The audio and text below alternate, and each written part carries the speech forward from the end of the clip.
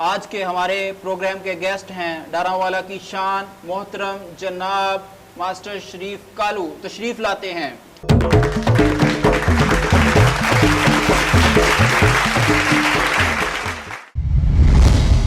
बाबा जी मैं भी सस्सी का शेर सुनाना। कल मैं लिखा वाशरूम च बह के सस्सी सुत्ती जदा उठी सेज खालिया जदा लुटे आ बलोचा रात कालिया ओ सस्सी रोवे ते कुरलावे नले अखां नू मिलावे। तुसी अज भी पग शग पंजाबी लिबास सारा पाया ते साडे सियासतदान जिथे भी जाते हैं बाहरलियां कंट्रियां ते पैंट कोट पाना अपना फखर महसूस करते ते तुसी कदी नहीं पैंट कोट पाया?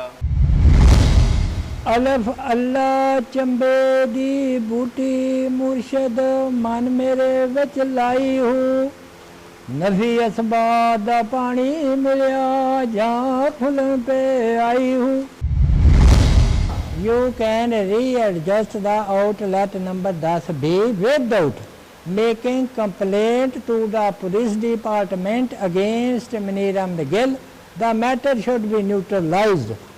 ऐसी तो पसीना आ गया।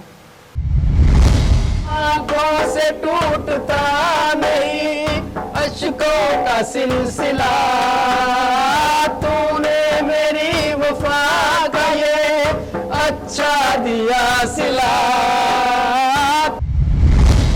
जी पप्पू पप्पू शहजादा लग्या पिंडां दे विच ना पिंडां दे विच गन्ने वाली ट्राली ते अगले ने तेरे वर्गी बांदरी बन्नी हुंदी गन्ना खिच्चण लगी ते भज के पैंदी।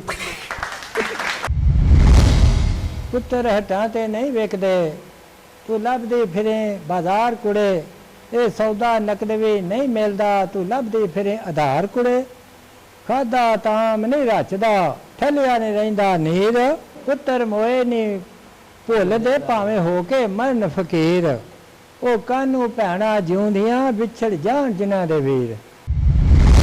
मेरे प्यार को यूं ना रगड़ दगड़ दगड़ दगड़ दगड़ दगड़ दगड़ ऐ हसीना ऐ जमीन ये घोड़ियां वाली आवाज पप्पू तेरे ते ही आई।